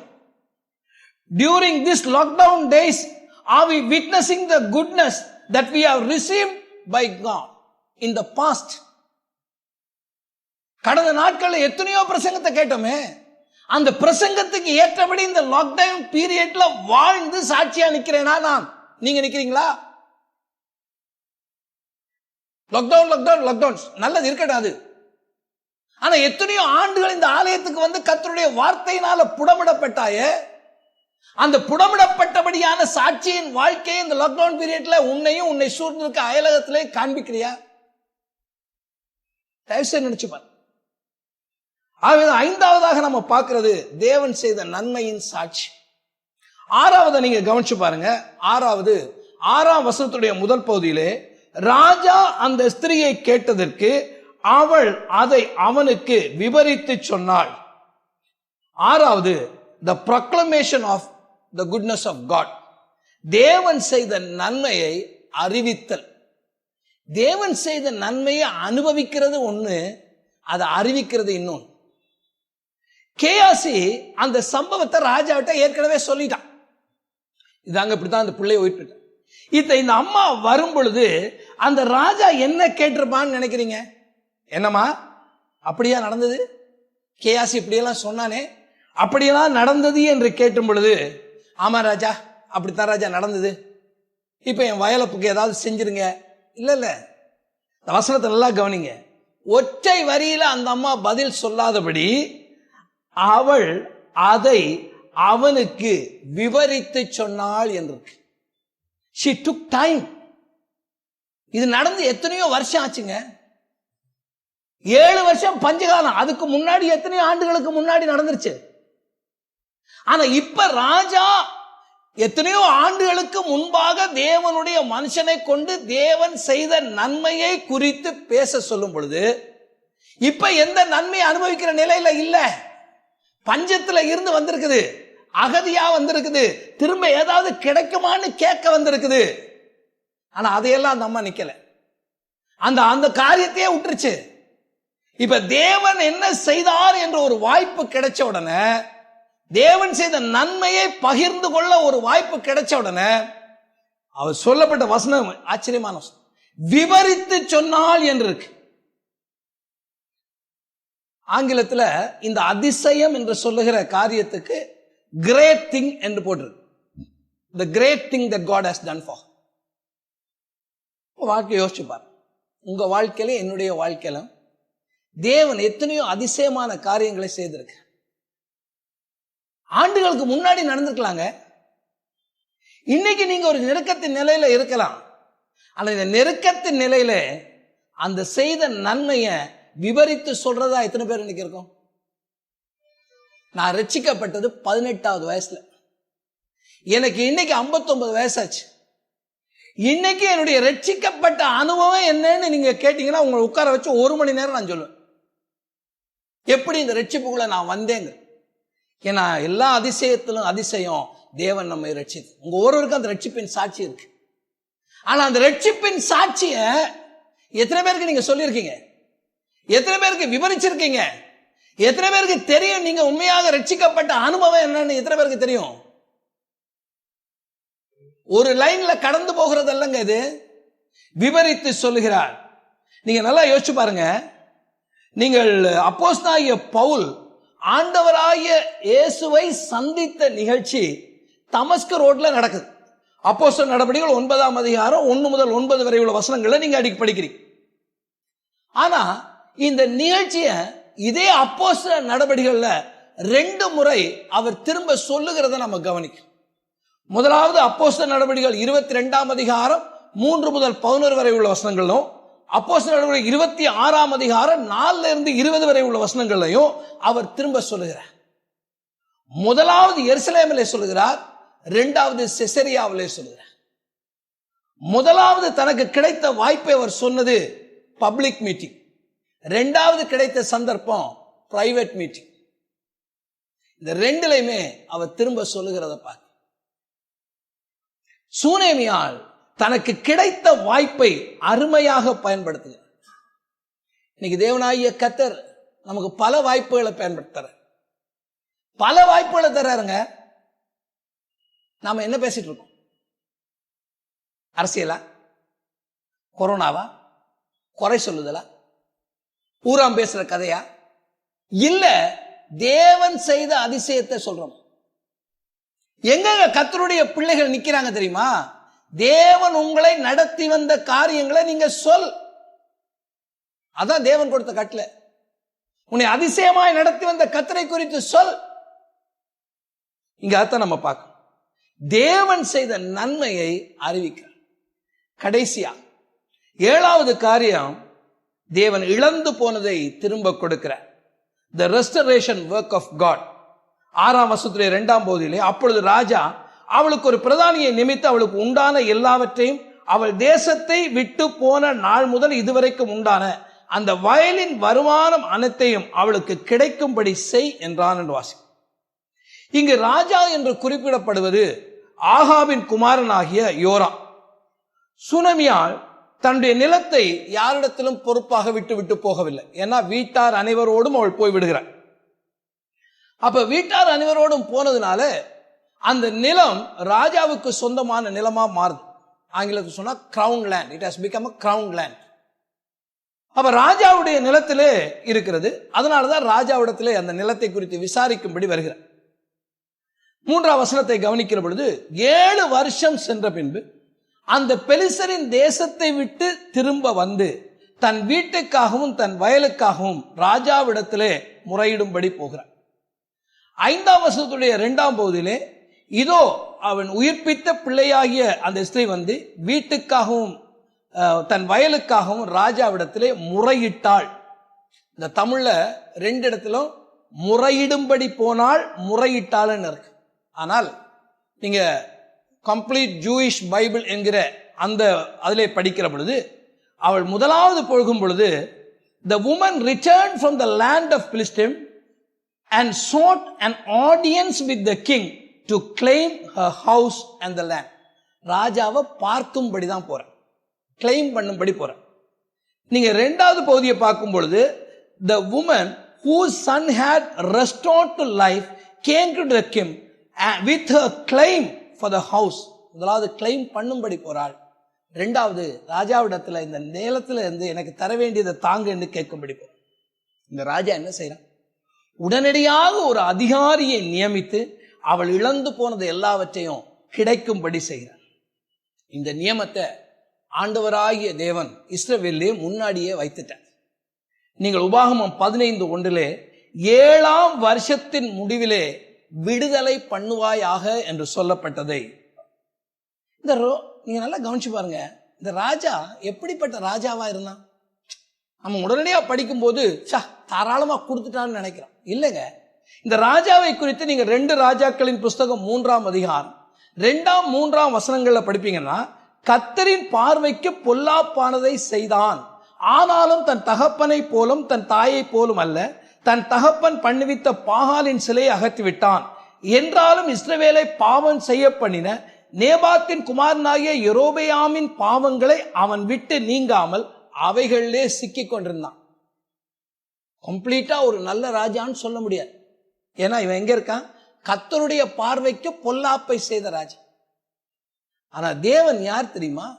நீதிமொழிகளின் புஸ்தகம் 21:1 படி ராஜாவினுடைய இருதயம் கர்த்தரின் கையில் நீர்க்கால்களை போல் இருக்கிறது, அதை தமது சித்தத்தின்படி அவர் திருப்புகிறார்.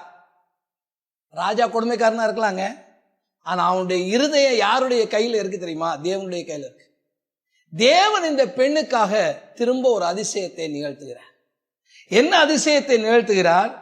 தான் வசனத்துக்கு தன்னுடைய தேவனுடைய மனுஷனை கனம் பண்ணி தேவன் அனுப்பின வசனத்துக்கு கீழ்ப்படிந்து தேவ வார்த்தையின்படியே நடந்த அந்த பெண்ணுக்கு அந்த ராஜாவினுடைய இருதயத்தை திருப்பி அவளுக்கு உண்டான காரியத்தை திரும்ப கிடைக்கும்படி தேவன் செய்தார்.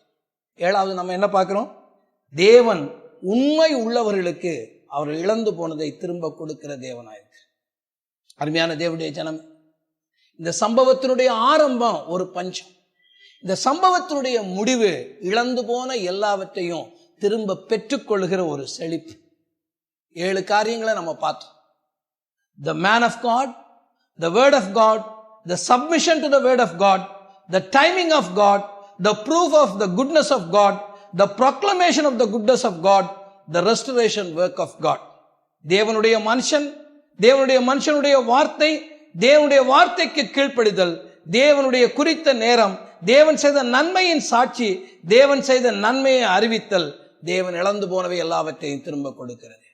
அருமையான தேவனுடைய ஜனமே, இந்த நாளிலே பல காரியங்களை நீங்க இழந்திருக்கலாம். தொழில வருமானத்தை இழந்திருக்கலாம். பல காரியங்களை இந்த நாட்களில் தொழிலையே கூட, ஒருவேளை வேலையை கூட நீங்க இழந்திருக்கலாம். ஒன்றை மாத்திரம் விசுவாசி, இந்த கர்த்தருடைய வார்த்தைக்கு நீங்கள் கீழ்ப்படியுள்ளாய் இருக்கிற பட்சத்துல திரும்ப தருகிற ஒரு தேவன் உண்டு என்பதை மறக்காது. இதனாலதான் அப்போஸ்தலனாகிய பவுல் ரோமருக்கு எழுதுகிற பொழுது ரோமர் 8:27 அவர் சொன்ன வார்த்தைகளை நாம் நினைத்து பார்ப்போம்.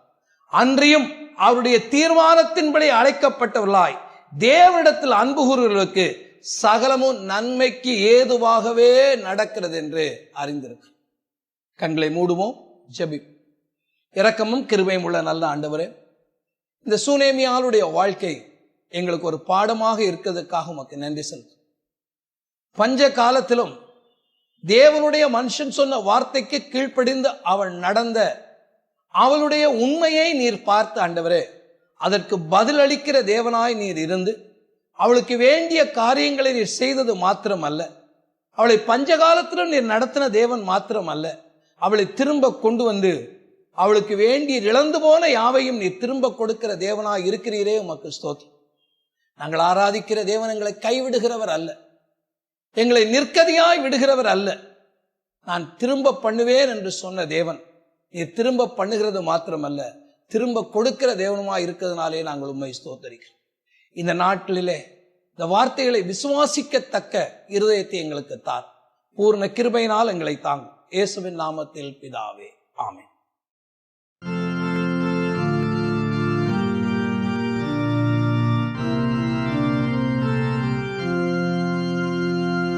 அர்ப்பணித்தேன் என்னை முற்றிலுமாய்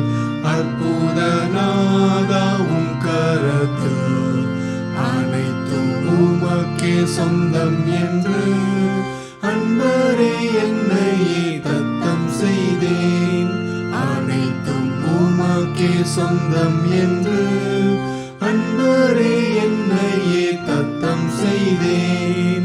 அனைத்தும் கிறிஸ்துவுக்கே, எங்கள் அனைத்தும் அர்ப்பணமே. என் முழு தன்மைகள் ஆவல்களும் அனைத்தும் கிறிஸ்துவுக்கே. என் முழு தன்மைகள் ஆவல்களும் அனைத்தும் கிறிஸ்துவுக்கே. என் எண்ணம் போல நான் அலைந்தேனே, என்னை தடுத்திட்டதாருமில்லை. உம் சிலுவை அன்பை சந்தித்தேனே, நொறுங்கி விழுந்தேனே உம் பாதத்தில். உம் சிலுவை அன்பை சந்தித்தேனே, நொறுங்கி விழுந்தேனே உம் பாதத்தில். அனைத்தும் கிறிஸ்துவுக்கே, எங்கள் அனைத்தும் அர்ப்பணமே. என் முழு தன்மைகள் ஆவல்களும் அனைத்தும் கிறிஸ்துவுக்கே. என் முழு தன்மைகள் ஆவல்களும் அனைத்தும் கிறிஸ்துவுக்கே. ஐம்புலன்கள் யாவும் அடங்கிட, ஐம்பெரும் காயங்கள் ஏற்ற நாதா, வான்பூவி கிரகங்கள் ஆள்பவரே, என்னையும் ஆண்டிட நீரே வல்லோர். வான்பூவி கிரகங்கள் ஆள்பவரே, என்னையும் ஆண்டிட நீரே வல்லோர். அனைத்தும் கிறிஸ்துவுக்கே, எங்கள் அனைத்தும் அர்ப்பணமே. என் முழு தன்மைகள் ஆவல்களும் அனைத்தும் கிறிஸ்துவுக்கே. என் முழு தன்மைகள் ஆவல்களும் அனைத்தும் கிறிஸ்துவுக்கே. என் வாழ்வில் இழந்த நன்மை கீடாய் எஞ்சிய நாட்களில் உழைப்பேனே. நீ தந்த ஈவு வரங்கள் யாவும் உன் பணி சிறக்க முற்றும் தந்தேன்.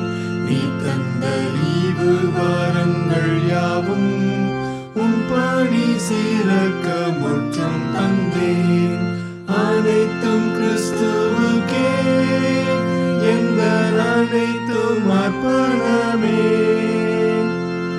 என் முழு தன்மைகள் ஆவல்களும் அனைத்தும் கிறிஸ்துவுக்கே. என் முழு தன்மைகள் ஆவல்களும் அனைத்தும் கிறிஸ்துவுக்கே. நம்முடைய கர்த்தராகிய இயேசு கிறிஸ்துவின் கிருபையும் பிதாவாகிய தேவனுடைய அன்பும் பரிசுத்த ஆவியானவரின் புதுப்பிக்கும் கிருபையும் பலப்படுத்தும் வல்லமையும் நம் அனைவரோடும் தேவ பிள்ளைகளோடும் நிலைத்திருப்பதாக. ஆமேன். தேவ ஆசீர்வாதத்தோடு அடியாரை அனுப்பும். வார்த்தை என்னும் அப்பத்தாலே போஷித்து வளர்ப்பியும்.